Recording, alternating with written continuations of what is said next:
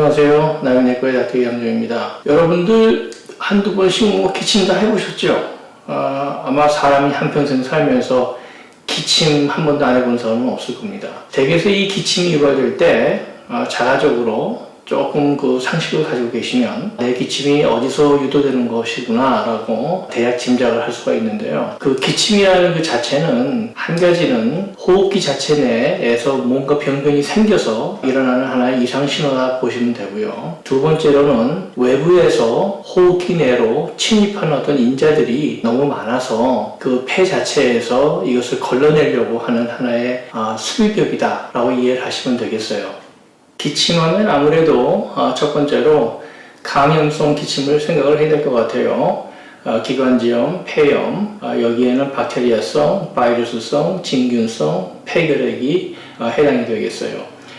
특징적인 기침 소견은 좀 기침이 깊고 컹컹 울린다고 그러죠. 그리고 약간 호흡곤란도 있고 또 고열이 나고 오한도 나고 또 가래를 많이 끌어올리게 되는데 그 가래의 내용물을 보게 되면 굉장히 노란색이나 짙은 푸른색을 띠게 됩니다. 폐결핵이 있는 경우에는 때로는 객혈도 하게 되고요. 제가 그 엑스레이 모습들을 올렸는데 한번 보세요. 제일 첫 번째 것이 박테리아 폐염이고 두 번째 엑스레이가 코비드-19 바이러스 폐염입니다. 세 번째는 진균성 곰팡이죠. 그로 인한 폐염이고 마지막 엑스레이가 폐결핵입니다. 두 번째로는 종양성 기침을 생각을 해봐야겠죠.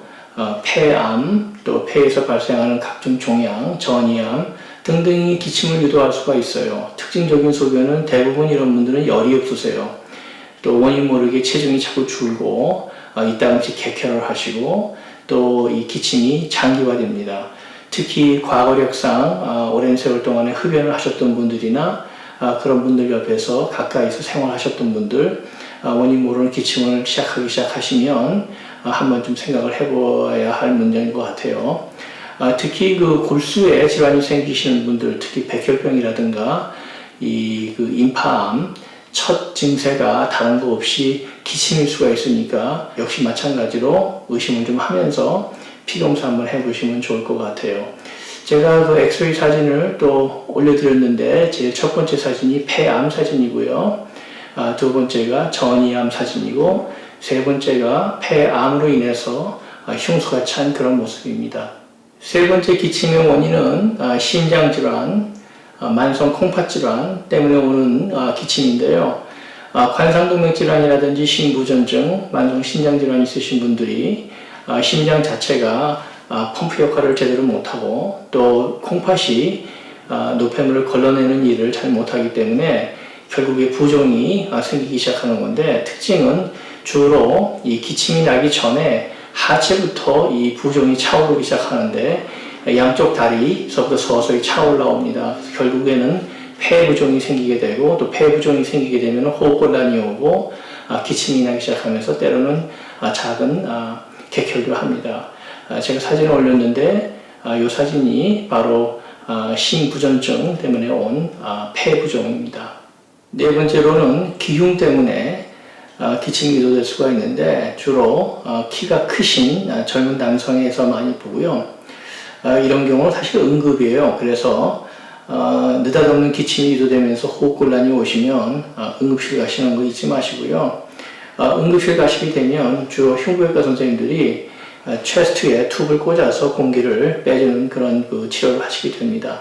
제가 사진을 올렸습니다. 한번 참조하십시오.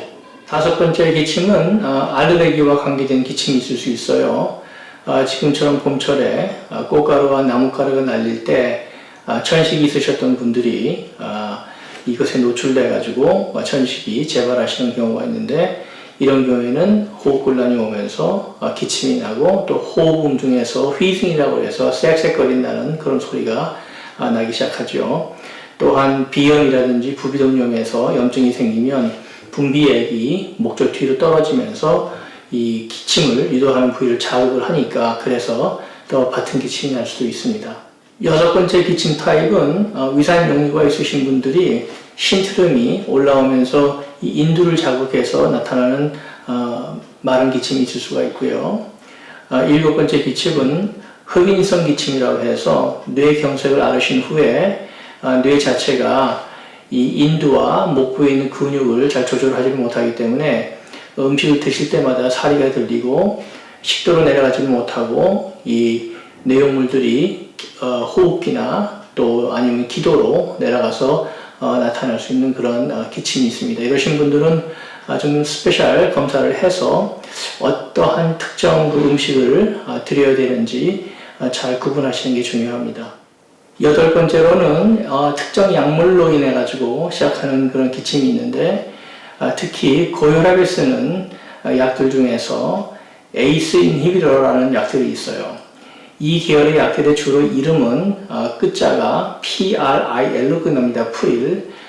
주로 아시안 계열에서 많이 보는데 이 약물을 쓰는 경우 이유 없이 마른 기침이 유도되는 경우가 있습니다. 해서 전에 기침이 없으셨던 분들이 고혈압 약을 처방받아서 시작을 하셨는데 기침이 나기 시작하시면 바로 이 약 때문에 기침이 유도되지 않나 한번 의심을 할 여지가 있고요. 바로 담당인 선생님들하고 상의하십시오.